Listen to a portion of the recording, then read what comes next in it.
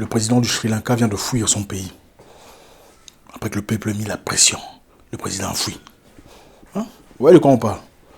Le président vient de fuir le pays, il abandonne sa grande maison, l'argent et tout le reste, parce que le peuple a mis la pression. Le peuple en avait eu marre. Le peuple s'est levé. Le peuple a pris sa destinée en main.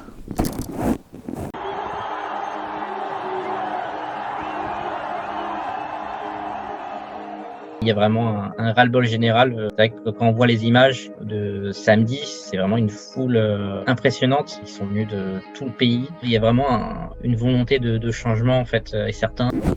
C'est de ça qu'on parle. Le président du Sri Lanka vient de prendre le large.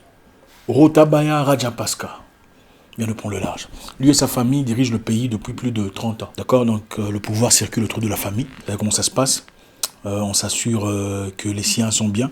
Pendant que le peuple souffre, bon là on s'en fout, ce n'est pas un problème. C'est un peu comme la plupart des pays en Afrique. Vous savez comment ça se passe? Du moment que vous sirotez du champagne, le pays va bien. Le pays a traversé un moment très difficile de crise, de récession, d'inflation, un moment très compliqué pour le pays. Donc au Sri Lanka, les protestataires réclament avec insistance le départ du président Gotabaya Rajapaksa, accusé de mauvaise gestion, alors que le pays est frappé par des pénuries de produits de première nécessité et une inflation galopante.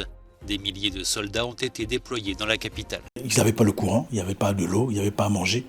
Le prix du carburant a grimpé, il n'y avait absolument rien. Donc vraiment compliqué, une situation vraiment compliquée. Pendant que lui vivait dans son palais, dans tout le bonheur possible, dans toute la bonté, vous savez comment ça se passe. En 2019, il a promis à la population qu'il allait couper les taxes. Okay, donc on ne paierait plus de taxes. C'est-à-dire si vous votez pour moi, il n'y aura plus de taxes. Vous savez, tout votre argent. La population a été flattée. Il n'a pas tout à fait gagné. Mais il a revendiqué auprès de sa tribu, auprès des gens de son côté. Il a demandé le soutien des Suala bouddhistes. Donc les gens de sa tribu, pour qu'ils passent, pour qu'on le vote. Vous savez comment ça se passe? La plupart des gens aiment voter les gens de leur tribu. Pas à cause de leurs compétences, de leurs capacités. Seulement parce qu'il est de ma tribu, je le vote. Il parle comme moi, il a un nom ou un nom de famille similaire au mien, je le vote. On l'a voté, le pays est entré en récession incroyable. En dette de 51 millions de dollars, 51 milliards de dollars de dette, incapable de payer. En 2019, les investisseurs s'en vont. Le monsieur a changé complètement les choses. Il a banni l'utilisation de produits externes pour l'agriculture. Donc les fermiers étaient incapables de produire comme d'habitude. Parce que voilà, les produits qui devaient aider à faire ces histoires étaient bannis du pays. Parce que monsieur voulait un pays vert, okay, un pays complètement organique, incroyable. Un peu comme ce qui se passe en Hollande actuellement. Quelque temps après, les champs étaient incapables de produire à manger. Il n'y avait plus à manger, il n'y avait plus rien, il n'y avait pas d'argent parce qu'ils ont bloqué tous les dollars. Le gouvernement a bloqué tout ce qu'il y avait comme dollars dans le pays. Donc les investisseurs étaient en difficulté de pouvoir faire des transactions parce que voilà, c'est un étranger, il a besoin de forex et tout le reste. Le pays est entré en catastrophe pendant que lui sirotait du champagne avec sa famille. Qu'est-ce qui s'est passé après? Le peuple s'est levé. Le peuple s'est levé contre le président. Lui et sa famille qui ont dirigé le pays pendant près de 30 ans. Ils se sont levés, ils sont allés dans les rues. Face à la police, ils n'ont pas eu peur. Okay, on a tiré, on a fait ce qu'il y avait à faire. Mais en réalité, même quand la police tire, quelque part la police sait que c'est pour mon bien qu'on combat. Parce qu'il y a compréhension. En fin de compte, le président s'est tiré. Il est parti. Il est là maintenant au moment où je vous parle. Il est aux Maldives.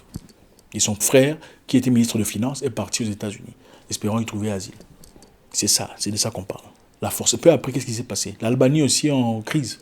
Les gens se sont levés, ont marché contre le président. Ils veulent qu'il quitte, qu'il démissionne. Ils ont vu les Sri Lankais, ils ont aussi commencé.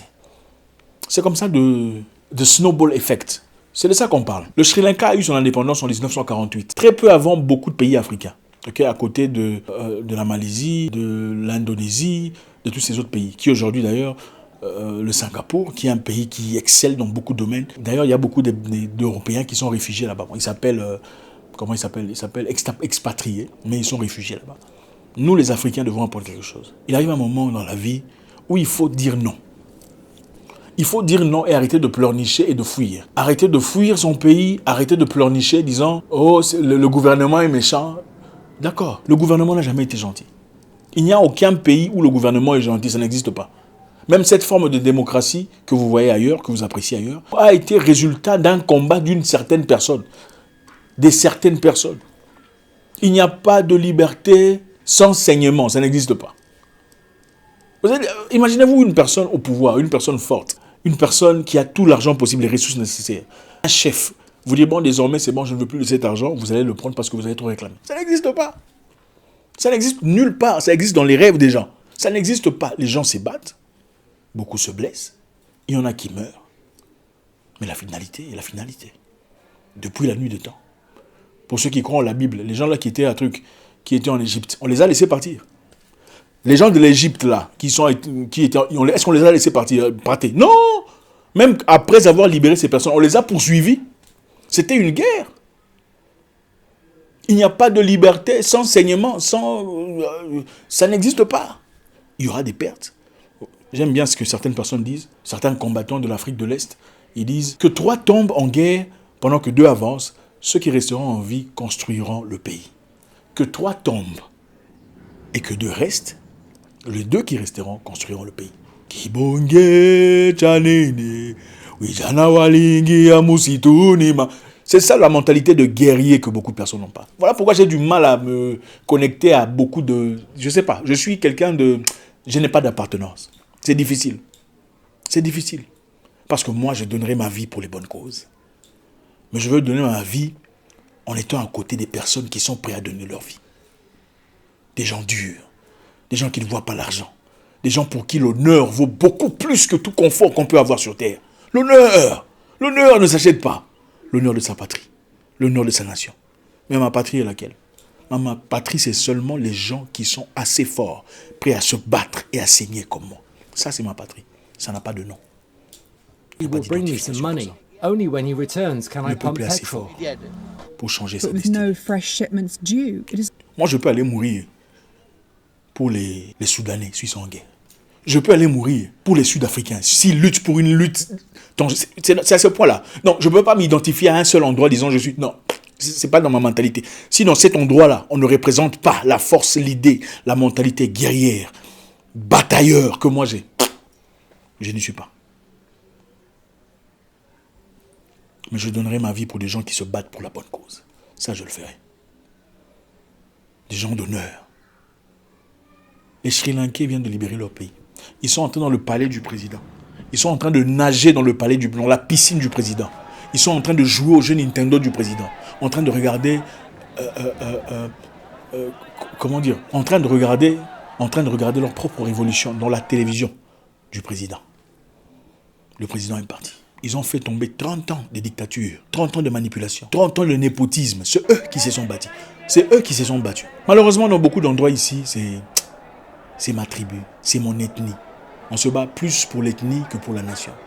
Voilà pourquoi certaines personnes disent le problème chez nous, c'est ça. Que nous avons gagné la lutte aujourd'hui, dit ce manifestant. Nous nous sommes réunis en laissant de côté toutes les différences et nous avons encerclé la maison du président. Les tribus, c'est ça le problème. Pas seulement les tribus, le tribalisme, l'ethnicisme, même si vous pouvez faire semblant tant que vous désirez. Il ne faut pas soutenir un gouvernement menteur, manipulateur, appauvrisseur, paupérisateur. Ça n'existe pas. Il faut avoir de l'honneur. Vous n'êtes pas votre pays, vous êtes une personne qui représente une nation pour les bonnes causes.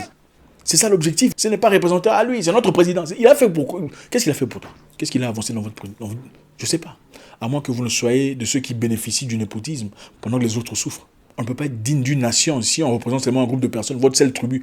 Dans ce cas, prenez votre tribu, fabriquez votre propre pays, comme ça vous allez vous gérer vous-même. Laissez les autres couper le pays en plusieurs morceaux, vivez votre côté là-bas dans votre tribu, comme ça les autres vivent dans leur... C'est simple. Si vous êtes une nation, alors comportez-vous comme une nation.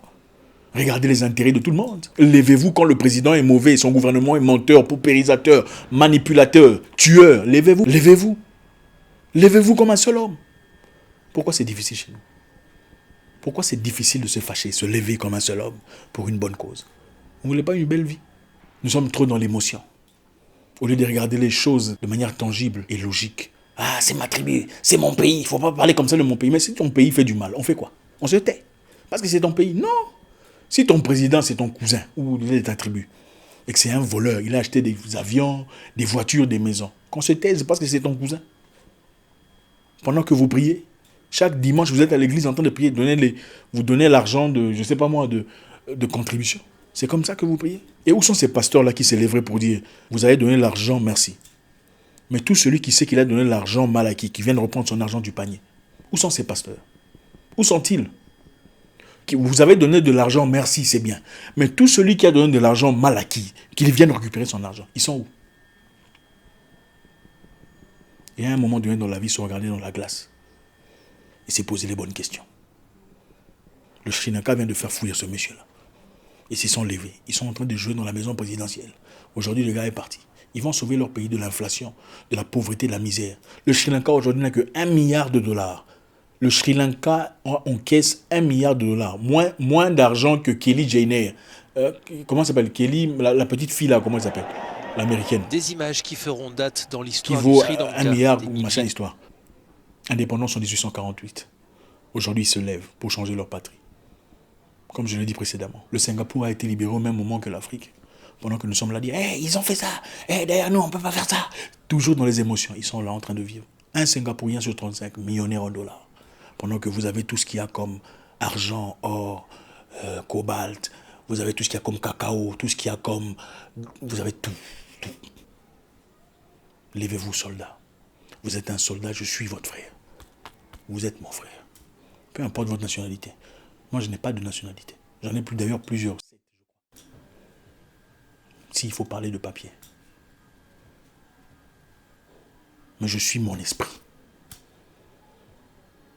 Quand on a du mal à retrouver des gens comme ça, on devient un électron libre.